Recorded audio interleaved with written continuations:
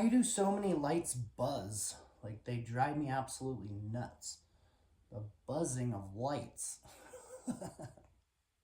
I've learned to just be okay with it and like it's a thing that I hear and it's kind of a little challenging on my nervous system. However, but like why do they need to make noise? Okay, so how many of you have injured yourself and extremely damaged yourself? I broke over 25 bones and all at once.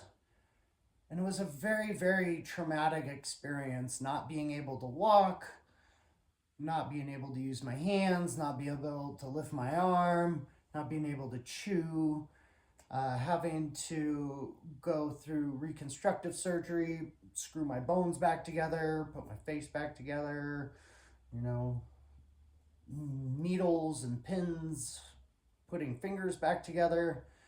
It was a very traumatizing experience. So I just really wanted to dive into this with everyone because I feel that not only me has gone through traumatizing experience like physical breaking of bones, traumatizing experience, and within this there's so much to be able to heal ourselves.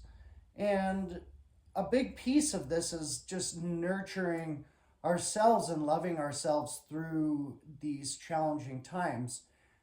And then it becomes a point where we know that we're fully healed. Like, uh, I am fully healed. Now, I could say I'm not fully healed because I can't do handstands like I want. However, I haven't, you know, fully given all of my time and energy into doing handstands because I have so many other things going on in life. So I've just accepted that I'm fully healed. And it takes a while to get to a place of accepting that I am fully healed, that we are fully healed. Even when we are in our worst state of mind and needing to heal, we still are fully healed. It's such a weird place to be to even think about. Like when I was so broken, I could never say I'm fully healed. I just looking back on it or in this moment, it's just like wow. Wow. And I was doing my best and my best didn't look good at all. And I honored my best in the worst of times. And so many around me just put me down for being in an awful state, being so broken. A lot of those people are not around me anymore, which I'm super grateful for because those that support us in the challenging times or give us the space that we need are those that we continue to have in our lives, which are great. I love you, friends that continue to show up and support me and ask me the questions about, hey, are you doing the right thing? Are you in the right place? How are you doing? How are you actually doing? And sometimes I don't want to share. And within this, like knowing when we are broken, we actually don't need to share where we are. And not being okay is okay to not be okay. So within this healing, and why I wanted to speak of healing and moving through healing in very, very challenging times is because the littlest step will help us get to the next place. It doesn't need to be a big step, a little teeny step. Drinking water and continuing to hydrate myself each day is a little step that plays a big piece.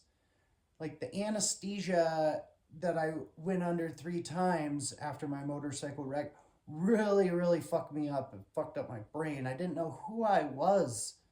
And sometimes it's the best place to be to not know who you are because I fully believe that we cannot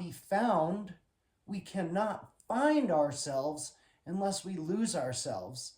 And when we do know who we are, and then we go through something so traumatic, and then we have to come back to knowing who we are, it's the greatest gift that I could ever have for myself. So know that if you're in a very challenging, traumatic time and you're seeing this video and you're like, fuck this guy, fuck life, hey, it's okay. It's okay. Just taking the next loving action and the next step of what feels good for you. Nobody else needs to know what feels good for you because it is just for you. It's not for me. It's not for, social media. It's not for the people around you. Because, like, if you don't come home to yourself, well, guess what? Many, many of my friends didn't come home to themselves, and they didn't even have a smidgen of what the fuck happened to me, and they all did too many drugs and fucking died. And, like, so you can choose to not support yourself and not love yourself, and you can continue down a road that can lead to death. And that's okay because we each have our own life destiny and life path. So I support you on whatever path that you wish. However, me on the other side can tell you that life is beautiful and life is great. Life is worth living and life is absolutely extravagant. Everything matters as much as we want it to matter, as much as we make it matter. So if you're hurt and you're challenged and you need to go to work, you don't actually need to go to work. And if something's completely wrong in your life, nothing is actually that wrong. And nothing actually needs to be fixed right now. Nothing actually needs to be done right now. Sometimes just laying, reading, watching a show, snuggling with a blanket, enjoying life by doing nothing is the best thing that we can do for ourselves. And then those slow movements that continue to get us further when we don't pressure ourselves into needing to do anything for anyone else. Now, jobs may tell you different. However, I fully believe that our state of mind is the most important thing. Our connection with self, as above, so below, and within, that it allows us to express without any fucking care. It is so beautiful. And when I say without any care, like, it's without care. However, the loving awareness is really important, to have loving awareness for ourselves. And if we're not going somewhere, we don't even need to express why we're not going anywhere. It's just, hey, I'm not going to make it in today. Or I said I was going to be at your house for family dinner. I'm not going to make it today. And those that love us will just say okay. Those that support us will just say okay. Those that are like begging for a reason are not the ones that we need in our lives. So I really wanted to just dive into healing and knowing that feeling into it within the body. At certain points, I did look out and I did ask for help. And I did many hours of PT and massage and cranial sacral and Reiki, and the list goes on. And then there became a certain point where I couldn't receive any help from anybody, and I needed to do all the rest of the healing within myself and showing up for myself, keeping myself accountable for myself, my words, my actions. And I'm so grateful to have hit this point. It was really challenging for me not being able to get massages anymore because I felt too much of other people's energy.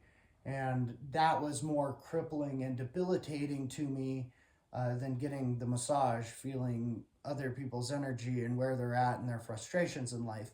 Whether that's true or not, I'll never know because I don't talk to those people anymore. However, it was true for me and it was true for, you know, within me.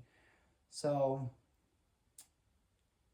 I hope this finds you well, and I hope you feel into yourself and do what's best for you in any moment of life, whether you've been in a traumatic, physical, debilitating place, or you're just alive.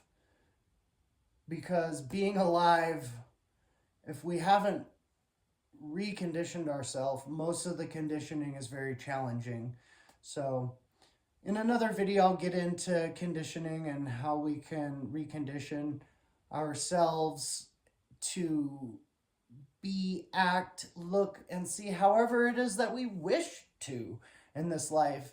It's really fun to be able to rewrite our destiny and rewrite how we act. Oh my goodness.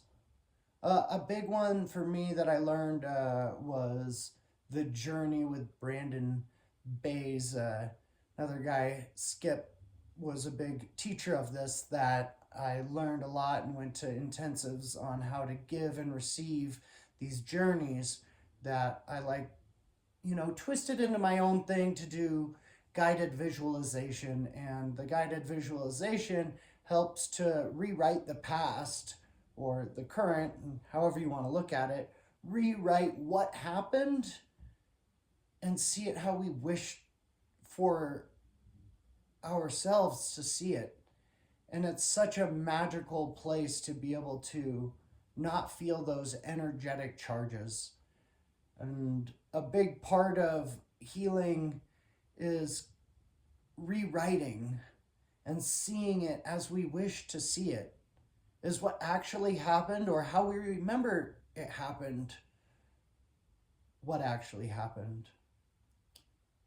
Either way, rewriting the charges in our body helped to relieve all of the stress that we dealt with in life and help us to live a more fulfilled life that we can enjoy and we can love and we can be inspired every day waking up saying, I'm so grateful to be here. I'm so grateful to be alive. I'm so grateful to wake up. I'm so grateful for my friends. I'm so grateful for my family. I'm so grateful for the food I eat. I'm so grateful for every breath that I breathe. I'm so grateful to be able to do whatever I want to do and say yes when it feels good and say no when it doesn't feel good, or just say no whenever I feel like it. So I hope this found you well. And I hope you have a beautiful day and a beautiful life. I love you so much. Ciao.